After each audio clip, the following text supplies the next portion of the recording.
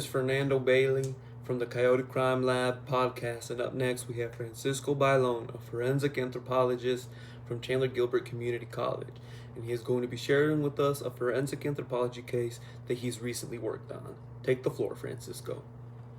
Hi everybody, my name is Francisco BAilon. I'm a new forensic anthropologist stationed in Mesa, Arizona, and today I will be telling you guys about my favorite case that I've worked on, the Swamp Mountain Jane Doe case. I love this case because it has strong medical legal applications because of the identification of human remains in a long-term investigation. This one was almost 50 years long, but also has some human rights connections connected to missing and murdered indigenous women. Alright, so let me set the scene for you guys. This case study was started back in October of 1976 when human remains were discovered in Oregon's Central Cascades. This case follows a young girl by the name of Jane Doe, because at the time that the remains of this individual were found, there was no identification that could be made for a while. When the individual who discovered these remains, a moss hunter, reported them to law enforcement, all he saw was a skull with many teeth still attached to it. After law enforcement and investigators arrived at the scene, additional human remains and some artifacts were soon discovered. These artifacts included Levi's jeans, a frayed leather coat, a leather belt with beadwork, 2 metal rings, and a clog-style shoe. These artifacts help give forensic anthropologists a better idea of the individual's possible cultural and lifestyle characteristics. The remains were skeletonized because these remains were discovered outside in a more humid climate to economic conditions like weathering from the sunlight and moisture of the area, decomposition from the 2-year time gap that it took to discover these remains are all key components as to identifying the victim and how they died. Scavenger activity also could have been a big play here because, again, we were outdoors and we were missing a lot of bones.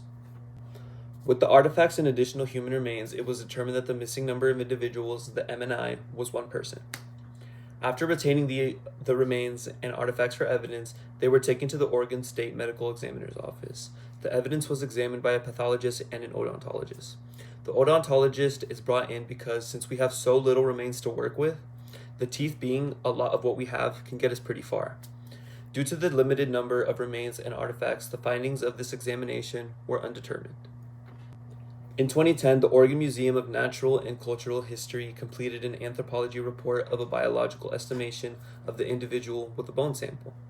The remains were assumed to belong to a white female under 35 years of age at the time of her death. This is what us forensic anthropologists do.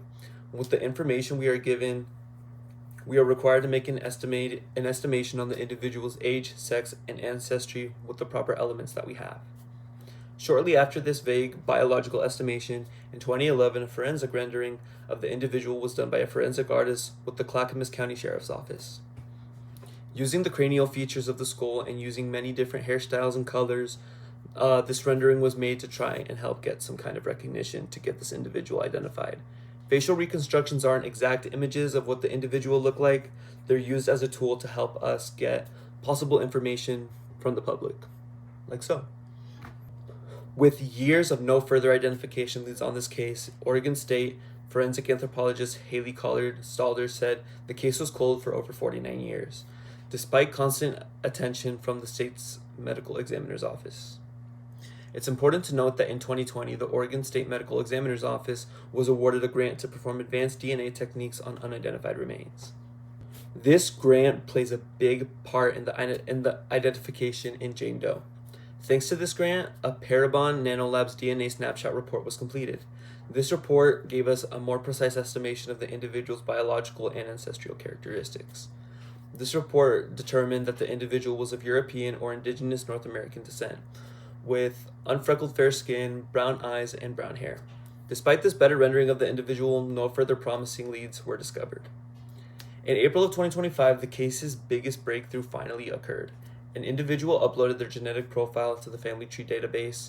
This spontaneous decision made by an individual provided genealogists, a professional who studies family ancestry, with sufficient information to identify the missing individual formerly known as Jane Doe.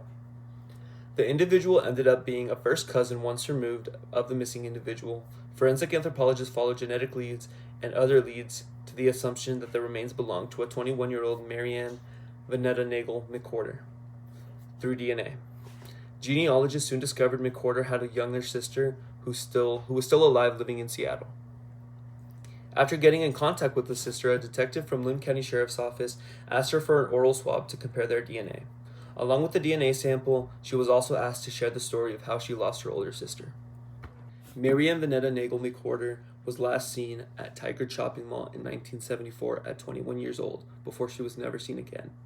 Nagel, the living sister, mentioned McWhorter, the deceased sister, called an aunt for a ride near the mall, but she never ended up meeting her there.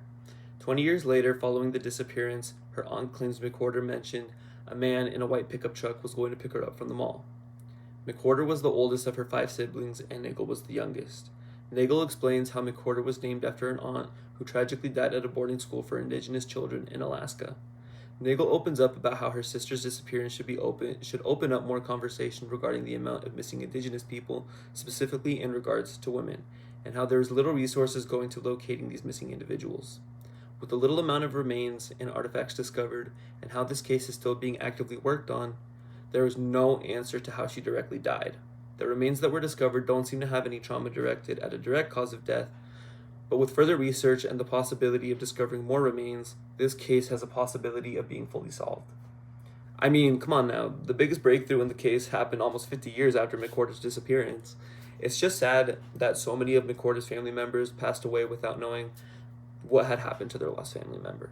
Unfortunately, there is only one to kind of have that closure, but this allows law enforcement to continue this case, following in a more precise direction.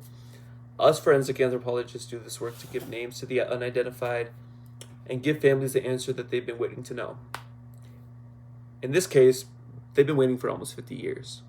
And specifically in this case, Mary Ann Vanetta Nagel McWhorter, she is finally identified and can be properly remembered by all. Thank you so much for having me. All right, well, that was just interesting. That was very interesting. All right, well, that's all we have for you guys today on the Coyote Crime Lab. I hope you guys enjoy.